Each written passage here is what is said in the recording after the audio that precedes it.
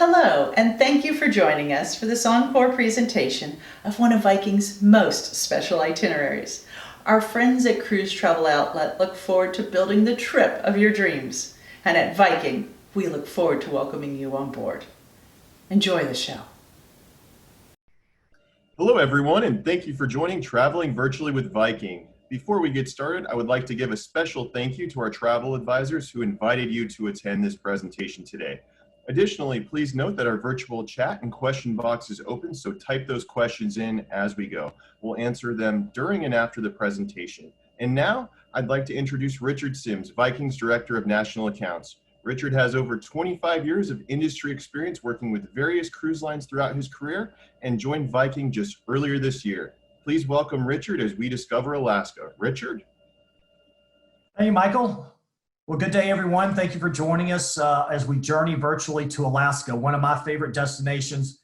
It is truly unique in that I really feel like you can go 20 times and want to go back 21st. It really is that amazing. Every time you go, you're going to have a different experience that's going to make you say, wow, I want to come back and do it again. So, really thank you again for taking the time to join us today. We're going to have time to answer some questions at the end, but definitely want to remind you to reach out to your travel advisor if any of what I'll talk about today interests you, and answer any questions that you might have about this destination. And so first, we're going to go through a little bit of what's new with Viking, what you're going to experience on board the ship, and then we're going to get into an amazing destination that I know you're going to love. So I really hope you enjoy today's presentation. So with that, we're going to go ahead and get started here. So again, traveling with Viking, especially our ocean vessels that you'll be experiencing in Alaska, truly is an amazing experience. We've just recently been awarded for the 5th year in a row World's Best Ocean Cruise Line by the Leisure Travel and Leisure magazine. We're really proud of that accomplishment. We've only been sailing the oceans 4 or 5 years. So we've got a fleet of 6 identical ships. We've got our 7th ship launching next year. So we're very, very excited to have the Viking Venus join us later this year to continue the tradition of delivering an incredible vacation cruise experience for our guests. So we travel the world. Of course, today we're going to really focus in on the amazing United States, kind of the last frontier of Alaska. And so when you talk about Viking and what you might want to know about Vikings, that we definitely have a philosophy. And first off, we don't want to be everything to everyone. We want to focus on that English-speaking mature couples. They want to travel because they're curious. They really find their vacations revolve around wanting to learn more about history, culture, the geography, taking in the sights, traveling on a smaller cruise ship as well. So that's why we've really focused on being a destination-oriented cruise line. We spend longer time in ports, and because of our ship size, we're able to get into a lot more of the smaller towns and villages. Obviously, we want to be an efficient operator and make sure we're very good stewards of the sea and the oceans that we transit. And it really comes down to service. You can build beautiful ships, you can have great cuisine, but it's all about that personal connection and having great service, every step of the way. And that's what we have at Viking with an amazing crew, over 90% retention. So we really have seasoned veterans that have been with Viking for many, many years. And that is definitely a highlight I think you're going to experience when you travel with us. So when we look at the Viking difference, again, we talk about the destination. And, we call ourselves the thinking person's cruise. Well, why do we do that? Because we really focus our itineraries and destinations, around an exploration. We want our guests to be able to learn, to understand, to really immerse themselves in the destination. We get you excited before you even travel. We've got some great resources for you, recommended books to read on your destination before you travel. Maybe, specific films that were filmed in that area or in the ports that you're going to be visiting. We also have some great activities, not only on board, but ashore. That allows us to really create the Viking way of exploration. We'll talk a little bit about that shortly. But really, it's also about connecting with your fellow travelers, making lifelong friendships. And that's what we hear time and time again from our guests who have made lifelong friends, and now they're traveling together on, Viking around the world. So when we look at Viking, again, it's all about the small ship. No one's really building this size ship any longer. All the talk is build big, big, big, big, big, and have the latest bells and whistles, but that's not what we do. We've had over 2 decades of experience. We've really brought that experience, design and decor to these beautiful ships.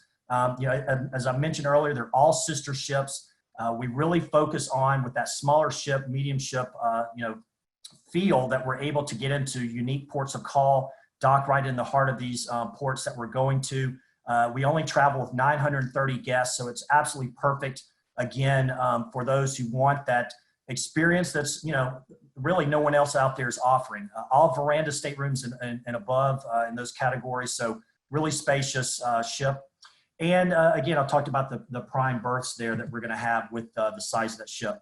So with the cultural enrichment and bringing that culture and history to life, we've got different ways to explore. We include one short excursion in every single port of call. So in Alaska, I'll kind of give you a quick overview of what's included while talking about some of the optional experiences, because at the end of the day, we want you to really design your vacation and your onshore cruise experience with what interests you the most. And so it allows you to personalize that journey. So we've got, again, short experiences that are going to revolve around history, around culture, but also provide you some amazing experiences on board with our lectures, our historians, cooking classes, wine tasting, things of that nature that brings that part of the world, in this case Alaska, on board the ship for you to taste that region you're traveling through. And so we talked about the Viking way, and that really provides a greater selection of options. And the way to think about this is to really think of, how much do I want to immerse myself in the destination? Because that's what these do. Local life and privileged access are 2 of the 3. The other one is working world. And on this Alaska itinerary that we're going to be going over today, I'm going to point out some of the local life and privileged access experiences as we go through the itinerary, so you can understand the little bit more deeper understanding to connect to that destination with Viking. So why Alaska? Why are you here today? What are you wanting to learn about Alaska? What makes you want to travel Alaska? We think Alaska is a destination that really everyone's always dreamed of traveling to and visiting. Maybe you studied about it in school. It's a destination that is considered the last frontier. It is safe, it's convenient. It is absolutely an amazing destination. Again, it's so diverse in all the aspects of, from the coast to the interior to Denali National Park. The experience in Seward is going to be totally different than what you experience in Skagway. Everything about Alaska really just, jumps out at you when you start looking at all the amazing places and things that you're going to be able to experience. So when you talk about Alaska, it's not that little, state floating off the coast of California. When you watch get your weather at night on the TV, they always put Alaska down there off the coast of California, and it looks like it's the size of Colorado. But I can assure you it is not the size of Colorado, as you can see here. So one of the most important things when considering an Alaska cruise is taking your time. You've got to take your time and not be rushed. And so that's why our 10-night, 11-day Alaska itineraries are really ideal for you to experience Alaska at a great pace, giving you lots of time in each port and being able to experience more. The majority of other operators out there are going to be just operating 7-day cruises, and that just doesn't give you enough time to really experience all those great coastal ports, glacier experience, fjord cruising that you're able to do in Alaska. So Alaska is a big place, so definitely a big tip is take your time so you can experience as much as you can at a nice steady pace. So when we look at the itinerary today, and I do want to point out we have a couple of different variants of this itinerary depending on the date. This is the most, this itinerary specifically is the one we offer the most dates for. It's Vancouver to Seward. You can also go Seward back to Vancouver if you want to do southbound. I personally like going northbound for one reason and one reason only. The excitement builds. Every day is just a better day. As you head farther north, it's just a great way to travel, because each day the anticipation builds as you know that Juneau's next, or going whale watching in Icy Strait Point, or you're going to be visiting Hubbard Glacier. So it's a great way to go northbound. A lot of people prefer southbound. Hey, that's okay too. So it all depends on your personal preference. The itineraries are pretty much identical. There's a little tweak here and there. Again, look at the date that you're interested in and make sure that the itinerary is going to meet your needs. So again, 10-day or 11-day, 10-night cruise starting in Vancouver, ending in Seward. So we're going to go through day by day and give you some of the fantastic experiences you're going to be able to do in Alaska. So first off, we're going to start off in Vancouver. what an amazing city to start your cruise. I definitely encourage you to consider one of our pre or post land extensions, and we'll cover that at the end of the presentation. But definitely encourage you to fly into Vancouver and enjoy this beautiful city. Go to the parks, amazing flowers, no matter if you're there May to September. That's one of the things that stands out to me is just all the beautiful, colorful flowers everywhere you look as you walk around the beautiful downtown waterfront. So you'll head out of Vancouver, and that first day you'll be going through some beautiful scenic cruising there in the Inside Passage. Later in that day, you'll start entering the outskirts of the Tongass National Forest. But from really from that morning when you wake up, you're going to have that opportunity to see the wildlife right off the bat. You definitely are going to have the opportunity to see whales, bald eagles possibly. You're going to see a lot of the local fishermen's boats, and you're really just going to, again, that excitement builds as you spend the day cruising the Inside Passage. Obviously a great opportunity to go listen to our lectures, our historians talking about the Great Alaska and its history, and also learning about the wildlife and the optional shore experiences. So you really get to enjoy a beautiful day, doing the scenic cruising there on the Inside Passage. One of my favorite things about Alaska, and I didn't know it until I experienced it, are the sunsets. And so when you look at the sunsets of Alaska, that is definitely one of my favorite things to do as you cruise through the Inside Passage, because as you get into that Tongass National Forest and the rainforest, it just seems to be magical. And so this is a picture I took in the Inside Passage that first night of cruising in the Inside Passage as we headed toward Ketchikan, and it just really doesn't even capture the moment. It was just one of those like, wow, oh my gosh. I mean, what a sunset. So just a beautiful way to start the cruise as you cruise the Inside Passage. First port of call is going to be Ketchikan. And the joke is you can't catch a tan in Ketchikan. And the reason they say that is that year in and year out, it's about the second wettest city in all of the United States. It gets the most rainfall. And so if you have a sunny day like you see here in this image, you're definitely lucky, and you're going to have a great day exploring Ketchikan. And there's a lot to do. You can go here to Creek Street, which is the famous district, lots of wonderful little restaurants and cafes, great little shops and boutique shops at that. You can see the salmon running. I was there this past September, and the salmon were in there by the thousands that had gone up this creek. You can actually walk up the creek more upstream and literally almost walk across their backs and not get your feet wet. They're in there by the thousands. So it's a really great little walk, and gosh, 5 minutes from where we dock. Ketchikan's a great way to start off your experiences ashore, but I also encourage you to still get back on that boat, because the Kenai or the Misty Fjords is absolutely breathtaking, and you'll be able to get on a smaller boat and really navigate through these deep fjords and the Misty Fjords there, and taking some beautiful sights, spot wildlife, especially bald eagles. So this is a great experience that you might want to consider.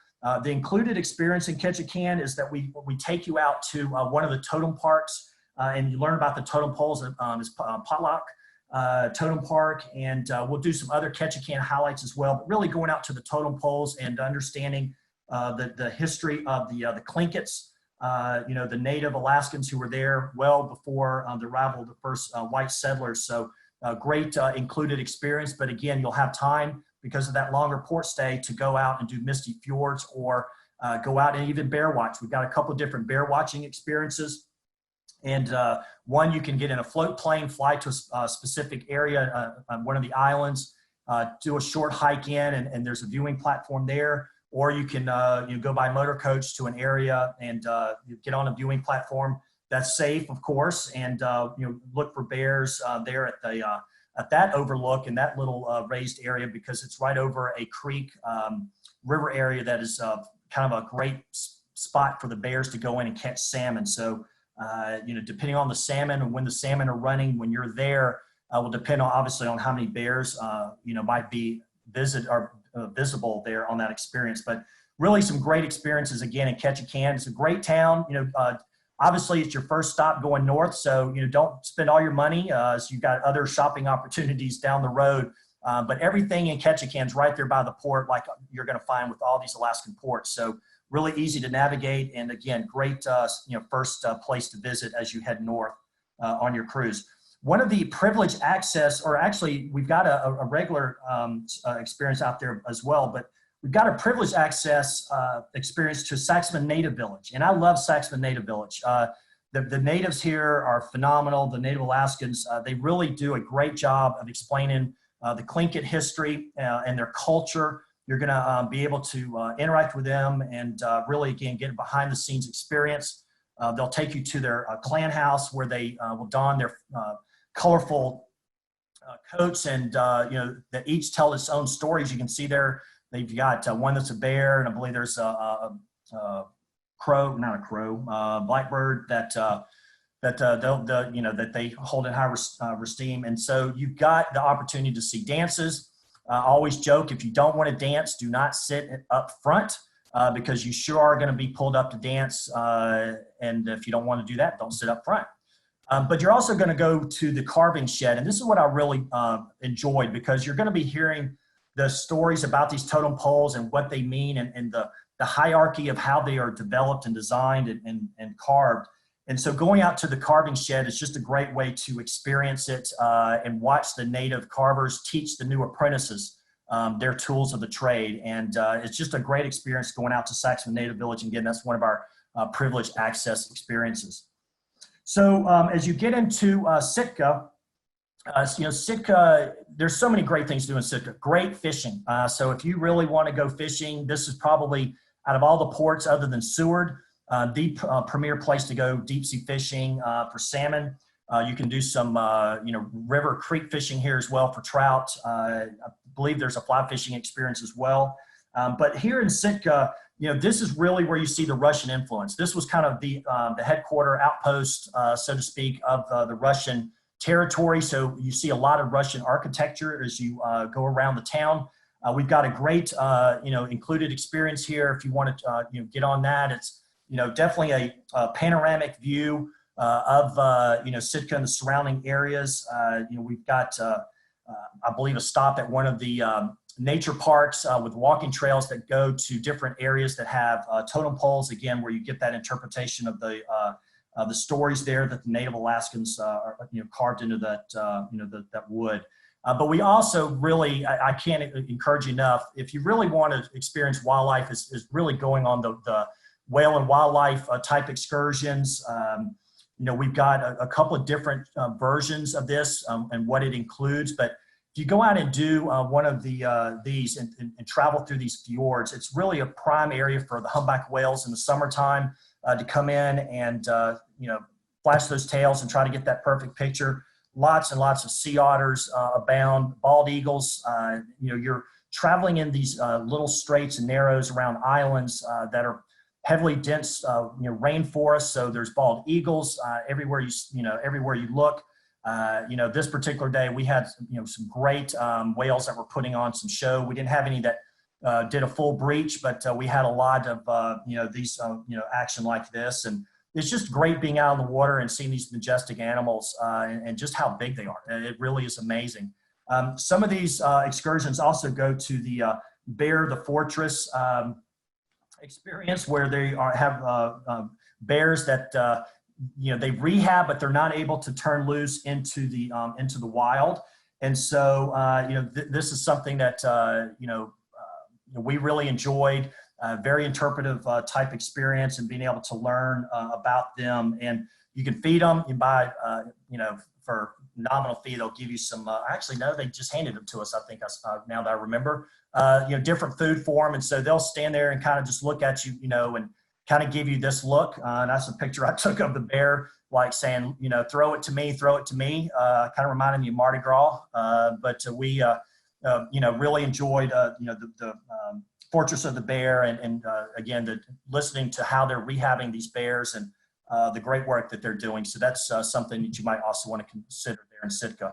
And another beautiful sunset, a different sunset than what I showed you earlier, but I can tell you, no filters on these. This is actually, this picture I took in September, and I took it with my iPhone. So absolutely beautiful sunsets, again, no matter what part of the Inside Passage you're in. So always encourage you after dinner, especially, get out on that deck and that wraparound promenade deck that we have on our ships, and go for a stroll and look for that spectacular sunset Alaska really is known for.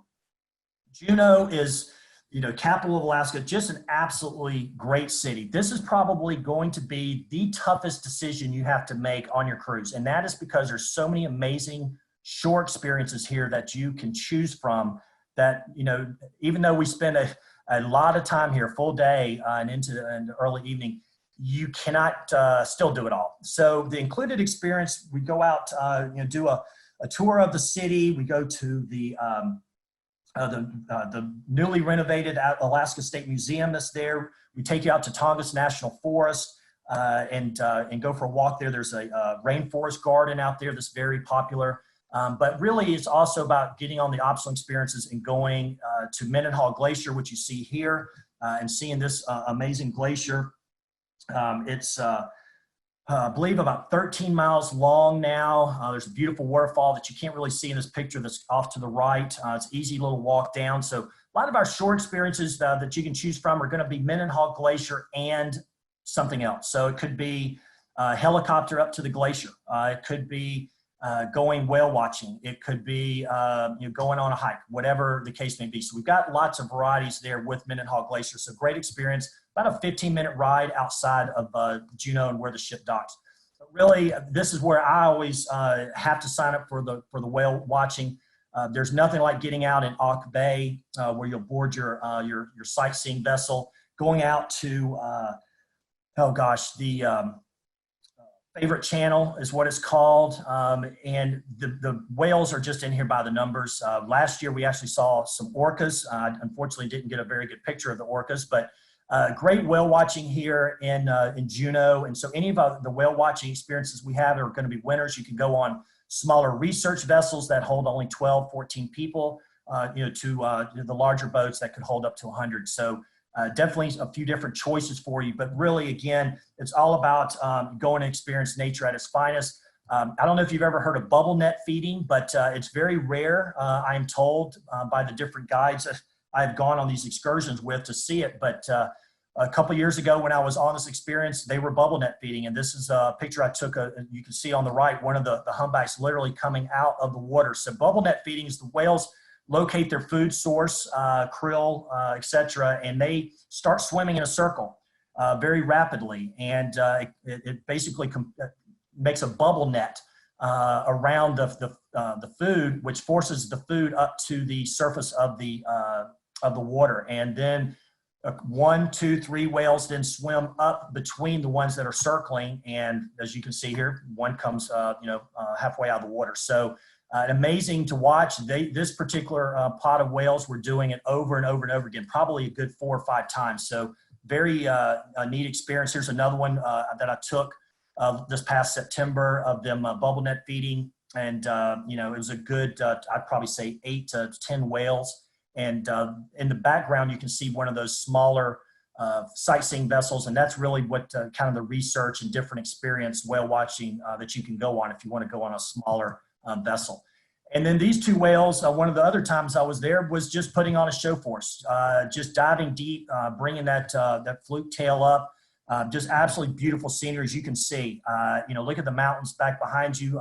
Mendenhall Glacier is back there behind us, a little obscured by the forest there, but that's where Mendenhall Glacier is back as we look back towards Mendenhall. But again, absolutely gorgeous day out on the water, and these 2 whales, we really literally yelled thank you to them as we went off back looking for other whales, because they really did put on an amazing show.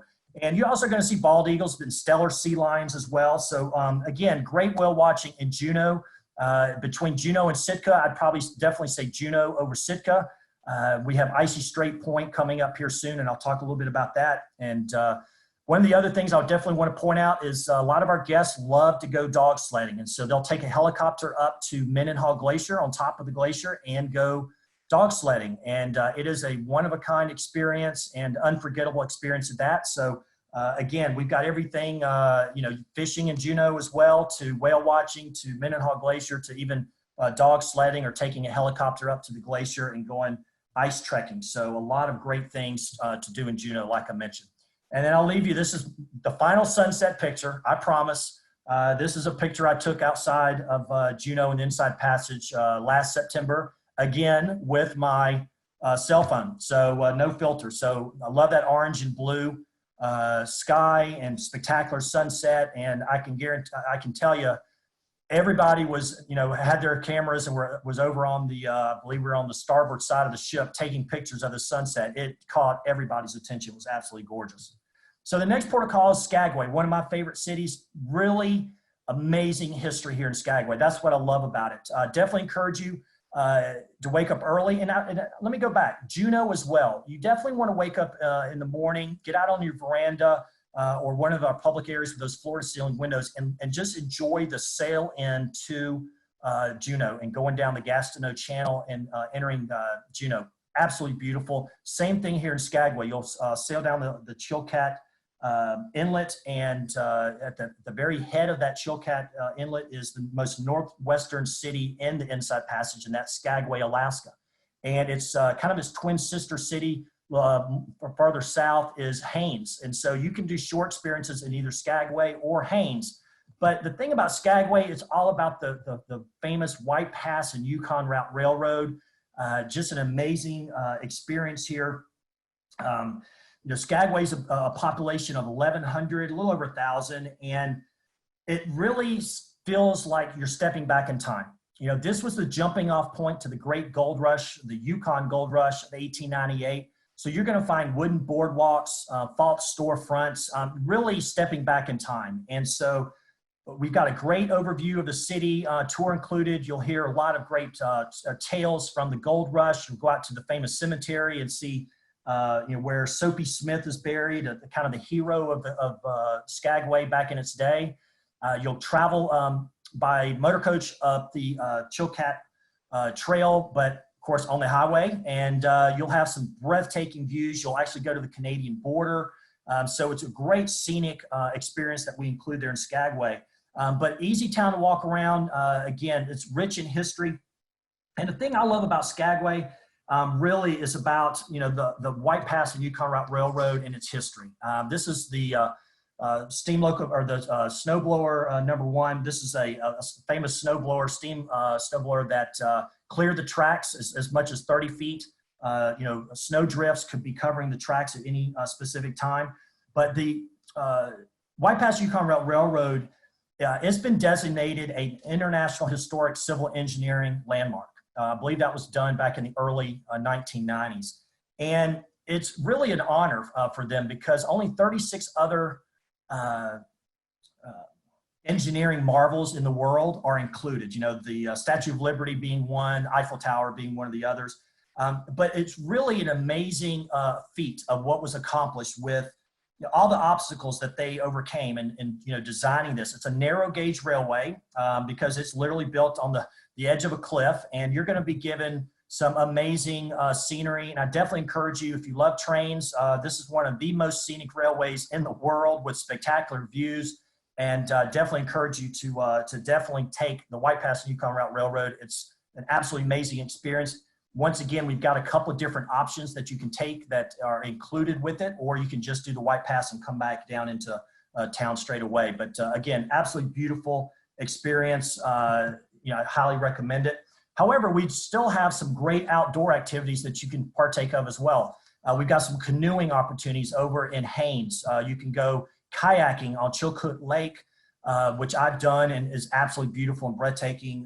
Great relaxing experience to go kayaking. So a lot of great experiences there in Skagway. You definitely, again, you're going to feel like you've walked back in time, and it's going to be one of your favorite stops along this amazing cruise. Your next port of call is Icy Strait Point. And a lot of people don't know a lot about Icy Strait. There's a rich Native Alaskan history here. It started out as a kind of a fishing town, exploded into an old logging town, or a logging town that's kind of gone in by the way of over the years. There's a large Tlingit community that's here, and so you're going to be able to learn and understand again more about that Native Alaskan history and go to some different things. I believe there's a theater that you'll go to, the Heritage Center Native Theater that they'll have there. They do tribal dances and cultural legends talks and performances. So it's a great included experience there to give you that history and Native Alaskan history of Icy Strait. We've also got some great experiences, especially around bear watching. So this valley, there's a valley here, and I know I can't pronounce it correctly, but I believe it's called Spassky River Valley. And it is famous for having one of the highest densities of coastal brown bears per square mile in the world. So if you want to go bear watching or you want to go see a bear, you got it. That's top of your list of what you want to experience when you go on this trip.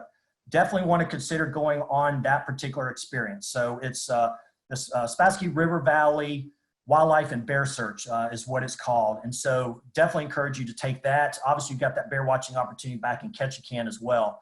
They also have great whale watching and wildlife viewing here. So I've heard a lot of people say this gives Juneau the run for its money. I've had people tell me they prefer this over Juneau. I haven't done the whale watching here, so I'm not going to say it's necessarily better.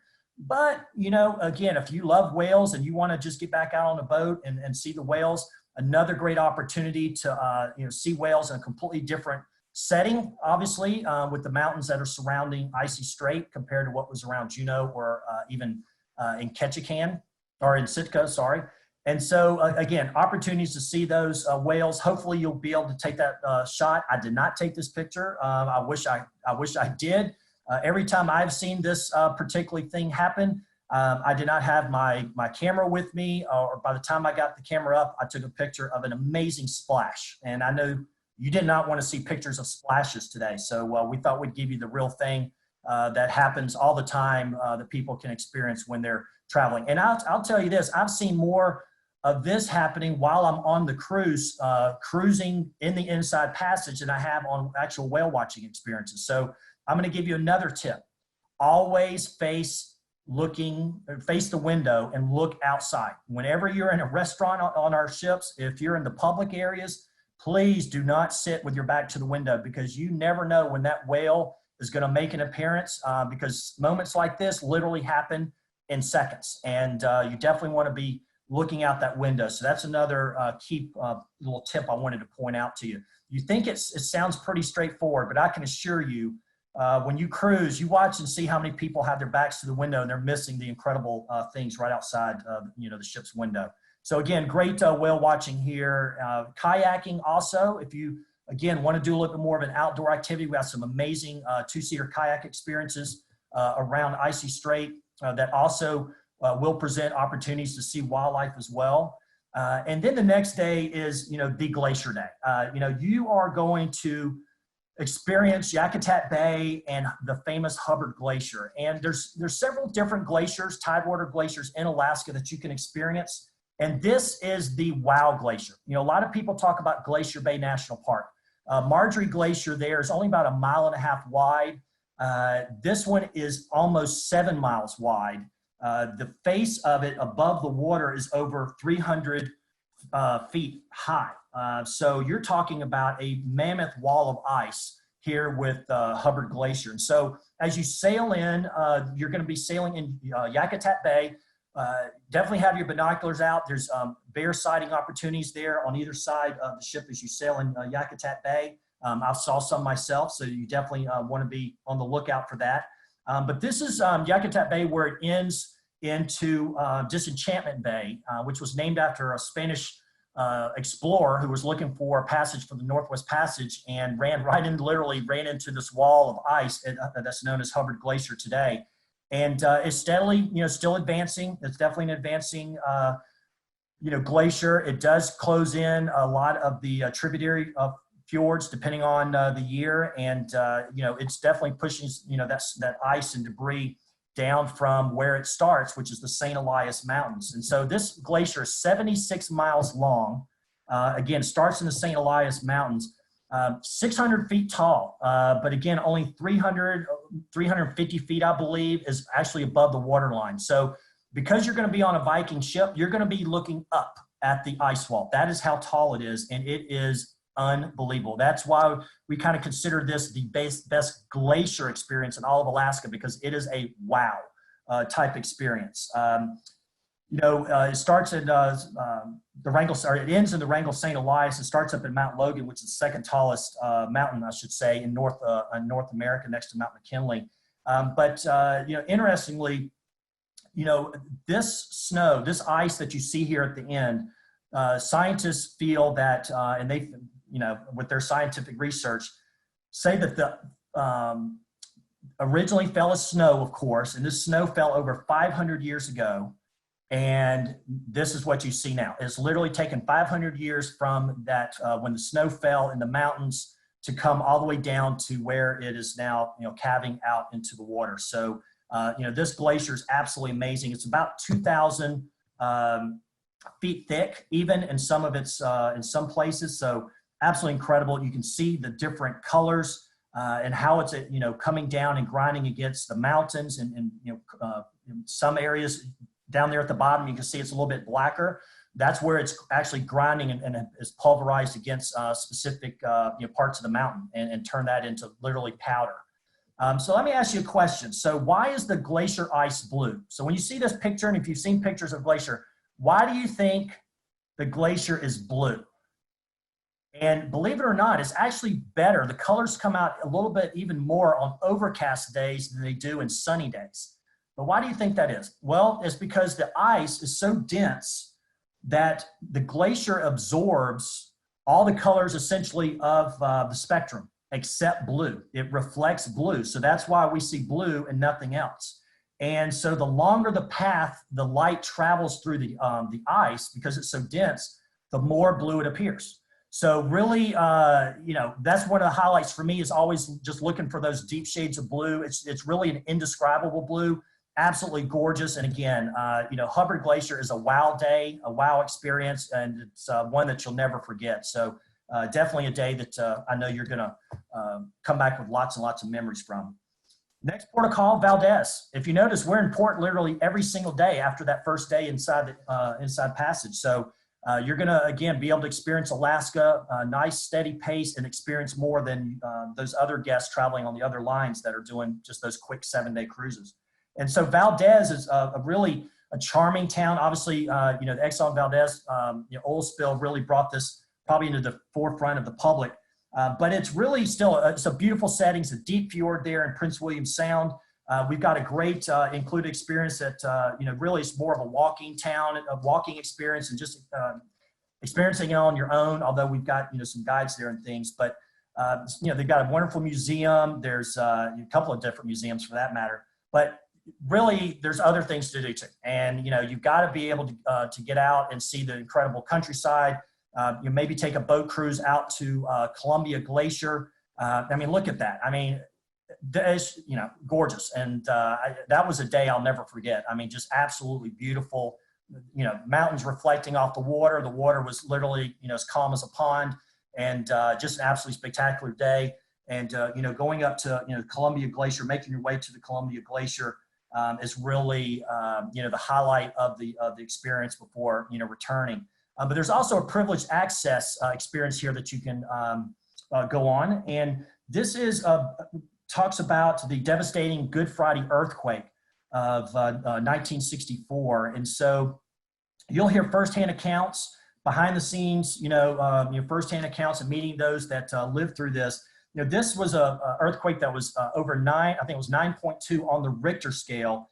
And it caused so much damage, and so much of the town slid into the sea that they actually moved the city, I think it was 3 miles or 4 miles back to where it is now currently. So the incredible devastation that was wrought on the town of Valdez. And so you'll be able to learn about that again with that privileged access experience. Now you come into Seward, and Seward has a lot of possibilities. We overnight in Seward. So you're actually going to get a full day and evening in Seward to enjoy before disembarking the following day. And so what do you do in Seward? Well, if you're not sick of watching whales, I would definitely encourage you to go into the Kenai Fjords. The Kenai Fjords is what the Alaskans refer to as their playground. That's where the Alaskans go for vacation, is to go down and experience the best of the Kenai Fjords. And so we've got a couple of different Kenai Fjords cruises. One goes out as far out as Resurrection Bay. Great whale watching opportunities again, sea otters. You'll see a lot of different variety of whales, just like you do on the others. So again, if you want to get out on that, you definitely can do that. There's also a great marine wildlife center here, the Seward, marine wildlife. Oh gosh, that's not right. The Seward Sea Life Center, I think is what it is. Sorry, my mind's going blank, but We've got some experiences there. We've got some behind the scenes again with a privileged access of going behind the scenes, behind closed doors, and experiencing the Sea Life Center. You can take a excursion up to Alyeska Resort, which is a beautiful resort. Go up the top, on their tram. You can go dog sledding. You can go, get on a helicopter and do a flight seeing experience. So a lot of things to do in Seward. So the next day, on day 11, when you disembark the ship, you've got some options. I want to just kind of leave you with this final tip, and we'll be finishing up, is that pretty much all the flights are going to be departing late at night. So you're going to have another full day here. And I definitely encourage you to do one of our post extensions. But if you have to go get back and fly home, then I would encourage you to talk to your travel advisor and have them book you on the Great Alaska Railroad from Seward to Anchorage. That is one of the most scenic portions of the Great Alaska Railroad, which starts in Seward and ends in Fairbanks. And you're going to be rewarded with some breathtaking scenery, very relaxing train experience as you go along the fjords there and into Anchorage. So definitely talk to your travel advisor about that, and you definitely consider transferring by train, because I think you'd really enjoy that experience versus a normal transfer. Of course, you can go right on in, get off the ship early, go spend a day in Anchorage if you want. But again, it's one of those experiences that I highly recommend in getting on that beautiful scenic rail journey. So just quickly, exploring more, I can't stress you enough, to consider doing a pre or post package. Top of the list, number one, you got to do the Denali Explorer, 5 nights where you go up to Denali National Park. You get to go in the park and see Mount McKinley, or now known as Mount Denali, and just take it all in. This is the heart and soul of Alaska when you get up into the middle part with Mount Denali and Denali National Park. So definitely encourage you to look at that. Of course, there's other experiences like the pristine Alaska. We've got the Vancouver pre or post, depending on the direction you're traveling, with our 2 nights in Vancouver. You can even do a Rocky Mountaineer journey for 6 nights before boarding your ship as well. And we've got other packages you can see there. 2 nights in Anchorage if you want to just do that. Don't forget, depending on the time of year, you can always stay and fish, gentlemen. So maybe you can have your wives, shop.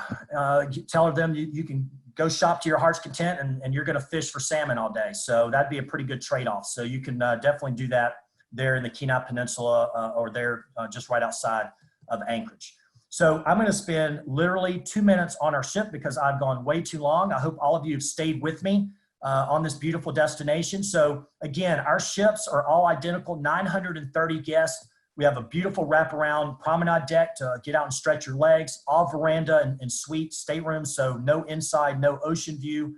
We've got multiple dining venues, but these ships are designed with really an understated elegance.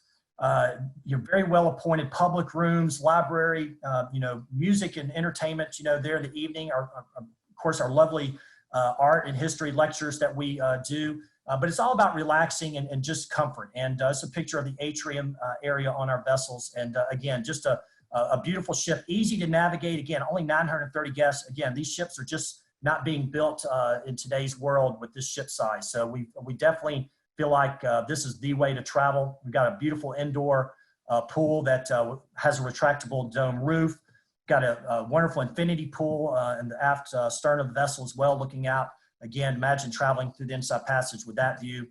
And of course, a wonderful spa. So we've got some great amenities and ways to relax, multiple dining venues. I'm not going to go through all of these because I'm long on time. So please talk to your travel advisor if you have any questions specifically about cuisine. But all of our meals, all the restaurants are included in your cruise fare. There's no surcharges to go in any of our restaurants. And of course, we have 24-hour room service. Our staterooms are just absolutely the perfect retreat, as it says. Open, lots of storage space, wonderful bathrooms that you can walk in, heated floors, walk-in showers. Again, just really great, accommodations. Our verandas, deluxe verandas start at 270 square feet. Our penthouse junior suite, just to kind of show you a couple of different categories, jumps up to 338 feet, 340 square feet in that range. And then our one of the bathrooms there for the penthouse junior suite. Essentially, the layout is the same, though, for our veranda, deluxe veranda, just maybe a little bit narrower and not quite as long. And then we have premium bathroom amenities as well. Again, those heated floors, anti-fog mirrors, really those large glass enclosed walk-in showers are what our guests tell us they love the most. So I'll leave you with one of my favorite travel quotes. And it's just simply this: traveling, it leaves you speechless, then it turns you into a storyteller. And I hope I've been able to give you a few stories today that will inspire you to travel to the great land and to the amazing state of Alaska and all it has to offer. So I want to thank you for joining us today. Again, I apologize for running a little late, but I hope you've enjoyed it. And I'm going to turn this back over to Michael and go from there. Great, Richard. So we do have a few questions. And the first question is, if you're traveling to Alaska and you want to see the salmon run, when is the best time to do that? So the king salmon start running in, I want to say the earliest part of the summer. So depending on where you are will depend on what salmon are running at that time. Silver coho pretty much start running at the very end of August, early September. The sockeye salmon tend to start running mid-August, early August possibly. That's what I saw a lot of in Ketchikan, for example. They were pretty much spawned out, and I was there the first week of September. So I'd probably say the sockeye start early August. The king salmon, definitely earliest in the summer. I think the pink or chum salmon are somewhere in between, but that's definitely something, you can obviously Google or talk to your travel advisor about.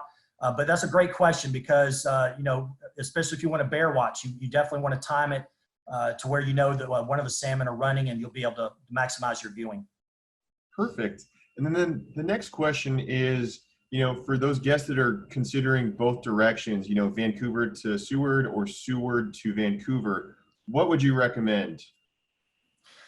Well, the old wives' tale is that, you're going to be so exhausted, you want to go southbound and, start in Seward and all.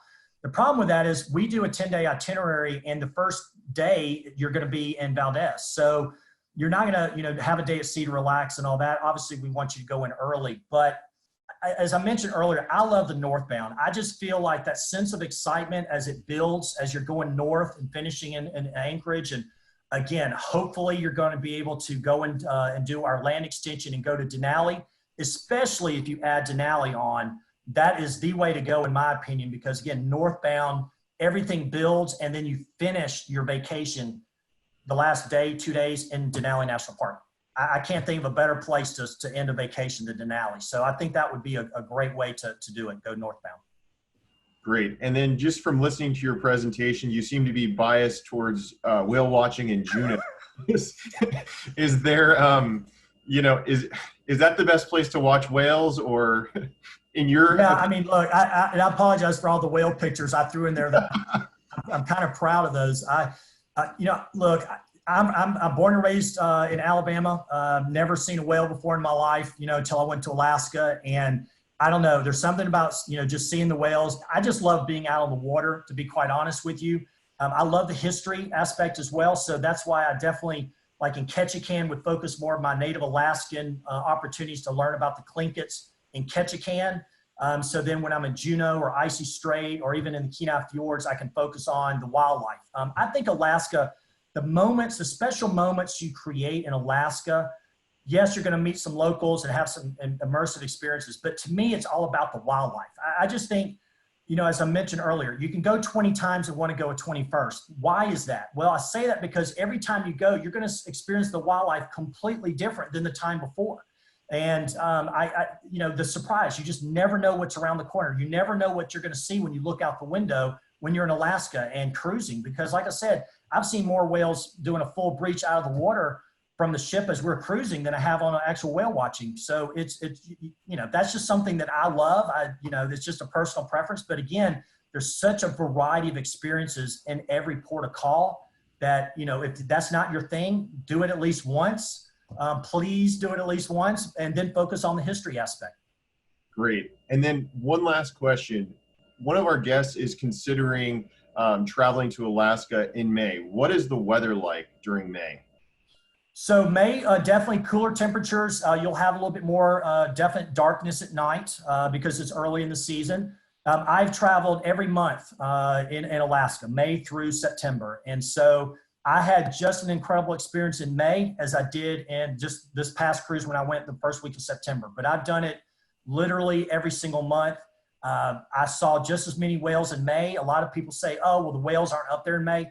They're there. They're ready to eat. They've made the trek from Hawaii. So I would say daytime temperatures on this type of cruise, you're going to obviously get colder as you head farther north, but daytime temperatures, mid 50s, high 50s, possibly low 60s, but especially when you're in the Tongass National Forest, that's a rainforest. So there's a little bit of a chill in the air. So, I would say definitely, mid to high 50s consistently. And of course, once you get up to Anchorage, it could be low 50s for highs, but hey, as we all know, it only takes, one cold front or one warm front to come in and it changes and everything, 5 to 10 degrees. So definitely dress in layers. That would be my other thing. Do not take heavy coats. And when you're on the ship, I'll leave you with this final tip because I learned this the hard way on my first trip to Alaska. Wear comfortable clothes, short sleeve shirts, again, layers, things while you're on the ship. It's not freezing on the ship. So the first time I traveled to Alaska, I took all long sleeve shirts and sweatshirts and sweaters and jackets and all that. And I ended up going to the gift shop the very first day buying short sleeve shirts because I did not pack one and I was burning up because, I didn't think that, it's going to be room temperature on the ship. So anyway, another little tip there for you to finish the day. All right. Well, thank you so much for your presentation, Richard. And I just want to thank all of our travel advisors and their clients for attending today. If you have any questions on any Viking Alaska itinerary or any of Viking's itineraries, please reach out to your favorite travel advisor. Thank you so much for attending Traveling Virtually with Viking, and we will see you next time.